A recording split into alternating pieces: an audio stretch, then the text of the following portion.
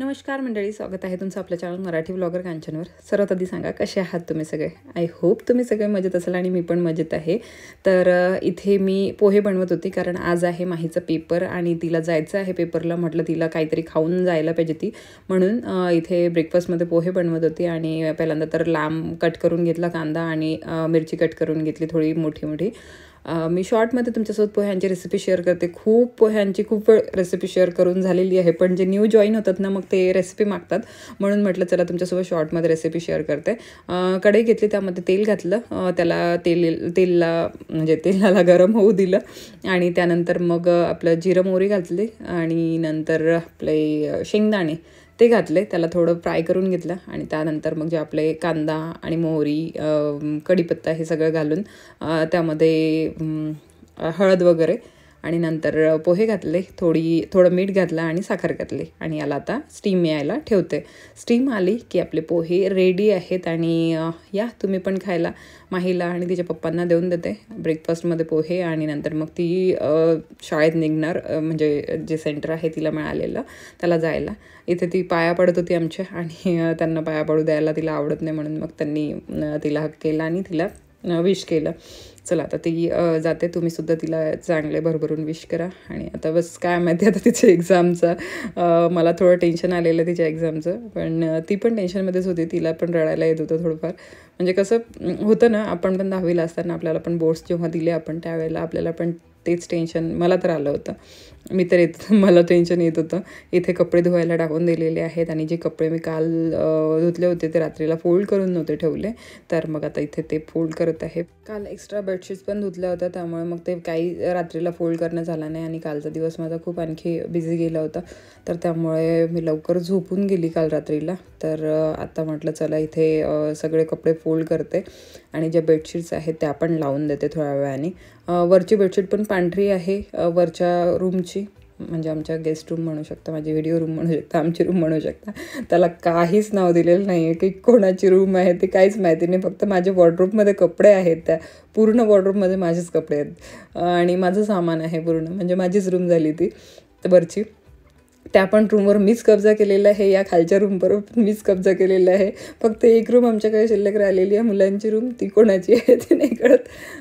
बाकी दोन्ही रूमला मी माझी रूम म्हणते. तर चला असं काही हरकत नाही. पण इथे आता माझे कपडे फोल्ड करून झाल्यानंतर मी ते ठेवून देते. नंतर मग बेडशीट सांगितलं ना तुम्हाला की त्या दोन्हीही, म्हणजे खालच्या रूमची पण बेडशीट व्हाईट आहे आणि वरच्या रूमची पण बेडशीट व्हाईटच आहे. तर त्या दोन्ही इतक्या लवकर मळतात ना, म्हणजे 2-3 दिवस झाले की मला बेडशीट क्लीन करावी लागते, वॉश करायला टाकावं लागते. तर असं आता बेडशीट ज्या दिवशी वॉश केली ना त्याच्या दुसऱ्या दिवशी मी कम्फर्टर वॉश करते, नाही तर मग त्याच दिवशी सेम डेला कम्फर्टर वॉश करते. आता सगळं वॉश केलं होतं, व्हाईट जे सगळं होतं ते, फक्त वरचं कम्फर्टर आता वॉश करायचं राहिलेलं आहे, तर ते टाकेल मी 1-2 दिवसात आणखी धुवायला मशीनमध्ये.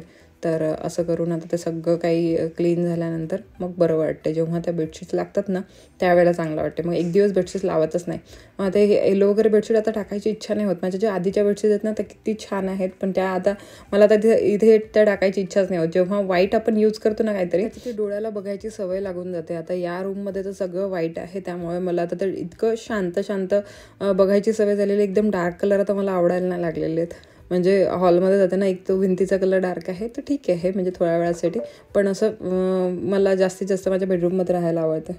बाबा जो इंटरेस्ट मला नाही ना तो इंटरेस्ट माझ्या नवऱ्याला आहे.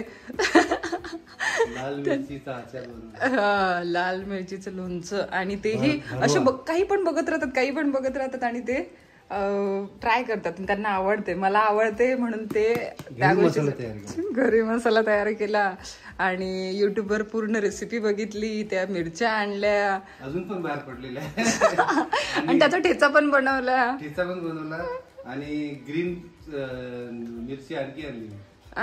तशाच मोठ्या वेगळ्या आणल्या. अच्छा, लाल वेगळं आणि हिरव्याचं वेगळं. असा इंटरेस्ट पाहिजे यार मला. आपल्या आंब्याची लोणचं वेगळं ते मागच्या वेळेला बनवलं, खूप आवडलं. आईला माझ्या खूप आवडतंय. आणि मला खरंच म्हणजे मला ना ह्या सगळ्या गोष्टी खायला आवडतात, बनवायला नाही आवडत. आणि माझ्या नवऱ्याला बनवून खाऊ घालायला आवडतात, त्यांना खायला नाही आवडत इतकं जास्त.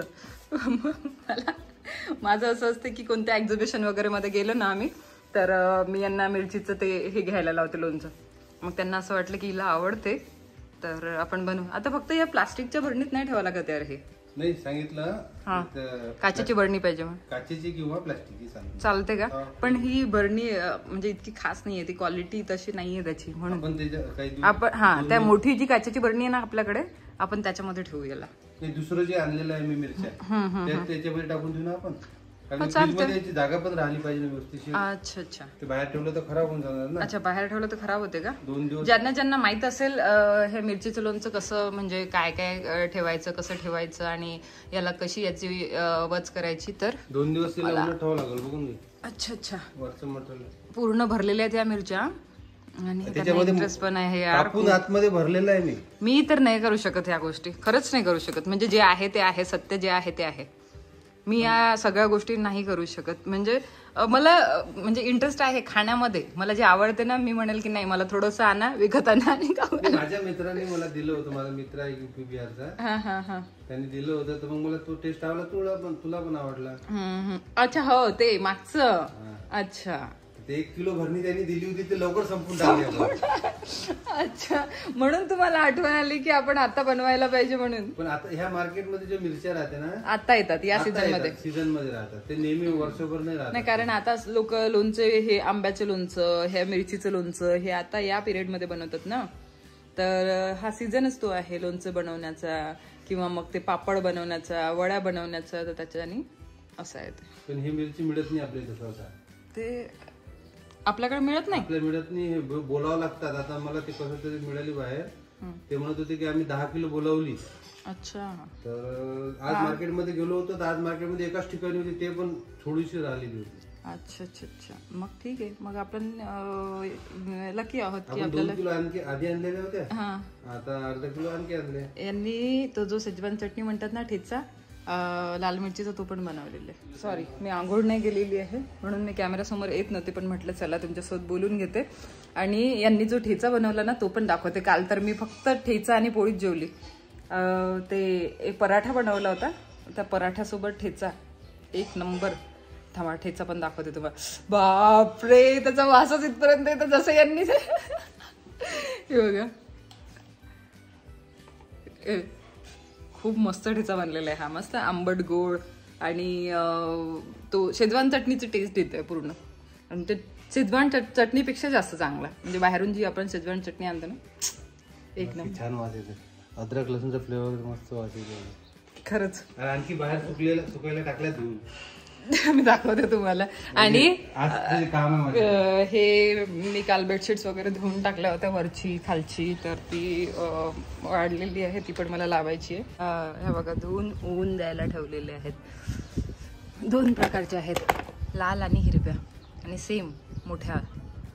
तर आपण आता काय माहिती काय करणार आहे याचं, तर बघू. चुकीची चूज केली म्हटलं. मला वाटते यांनी जी फील्ड चूज केली ना ती चुकीची फील्ड चूज केली.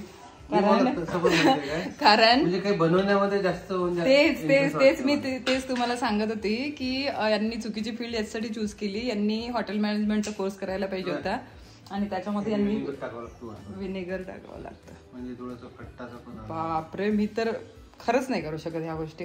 म्हणजे इतकं सगळं हे मेहनत करणं म्हणजे इंटरेस्टचं काम आहे हे. म्हणजे ज्याच्यामध्ये इंटरेस्ट आहे ना तो ते करू शकतो बरोबर. आणि तुम्ही खरं सांगते, तुम्ही जर हॉटेल मॅनेजमेंटचा कोर्स केला असता ना खूप पुढे गेले असते. आताही पुढे गेलेलेच होणार याच्यामध्ये. पण ऑलराऊंडर पाहिजे, ही गोष्ट बरोबर बोललाय. ऑलराऊंडर पाहिजे. पण काही कारणास्तव आपल्यामध्ये हे टॅलेंट नाहीये. चल तुझ्यात वेगळं टॅलेंट, तुझ्यात जे आहे ते माझ्यात नाही. तू कॅमेरा फेस करू शकतो, मी कॅमेरा फेस नाही करू शकतो. कॅमेरा फेस करणं काही नाहीये, याची प्रॅक्टिस थोडीच प्रॅक्टिस करायला लागतं बस. हाय गाईज म्हणायची. कॅमेरा फेस करू शकते म्हणते. खूप जणांना कॅमेरा फेस करणं खूप हे वाटते, खूप अवघड वाटते, खूप मोठी गोष्ट वाटते. पण आता आमच्यासाठी जे पण युट्यूबर्स आहेत त्यांच्यासाठी कॅमेरा फेस करणं काही मोठी गोष्ट नाहीये. आम्ही कुठेही बडबड करू शकतो आपली, कुठेही म्हणजे मार्केटमध्ये जाऊन बोलू शकतो. कोणाही समोर आम्ही लक्ष देत नाही की कोणी आमच्याकडे बघत आहे म्हणून. आमचं आम्ही बेश्रम झालेले आहेत तुम्ही. बरोबर आहे. काय चालू आहे काय नाही, मला खरंच माझं लक्षच नसते माझ्याकडे कोण बघत आहेत. तर माझा कॅमेरा काढून मला बोलायचं असते बस. ते तेवढं असते माझं. तर ते सगळंच प्रत्येकच युट्यूबर्सचं असणार, प्रत्येकच ब्लॉगर्सचं असणार. तर हे आहे, जे ब्लॉगर्स आहेत, युट्यूबर्स आहेत, ते माझ्यासोबत रिलेट करू शकतील. आणि बाकीच्यांना असं वाटतं की आम्ही खूप मोठी गोष्ट करत आहोत, पण कॅमेरा फेस करणं खरोखर खूप मोठी गोष्ट नाही आहे. फक्त त्याचं थोडी प्रॅक्टिस पाहिजे आणि आपण सगळं काही करू शकतो. चला, हे पण म्हणजे कोणतीही गोष्ट प्रॅक्टिसशिवाय नाही होत, तर प्रॅक्टिस महत्त्वाची आहे कोणत्याही गोष्टीसाठी. चला मग मी आंघोळ वगैरे करते, रेडी होते आणि घरातले कामं थोडेफार राहिलेले आहेत. जशी बेडशीट लावायची राहिलेली आहे, ही बेडला बेडशीट लावते आपल्या मॅट्रेसला आणि नंतर मग बाकीचे जे कामं राहिलेले आहेत ते करते. सगळ्यात पहिल्यांदा बेडशीट लावून घेतली मॅट्रेसला आणि नंतर आता छान दिसत आहे ती, कारण ती खूप मळली होती. वाईट असल्यामुळे लवकर मळते. आणि आज जेवणामध्ये बनवलेलं आहे हे बुंदीचा रायता बनवलेला आहे, नंतर वरण आहे, भात आहे आणि भरीत आहे वांग्याचं, त्यानंतर पनीरची भाजी आहे. असं आज जेवणामध्ये बनलेलं आहे. तर या जेवायला तुम्हीसुद्धा. आणि बस इथेच या ब्लॉगला मी थांबवते. भेटते तुम्हाला नवीन छानशा ब्लॉगमध्ये. आय होप तुम्हाला छोटासा ब्लॉग आवडला असेल तर लाईक करा, शेअर करा आणि चॅनलला सबस्क्राईब करायला विसरू नका जर तुम्ही अजूनपर्यंत नसेल केलं तर.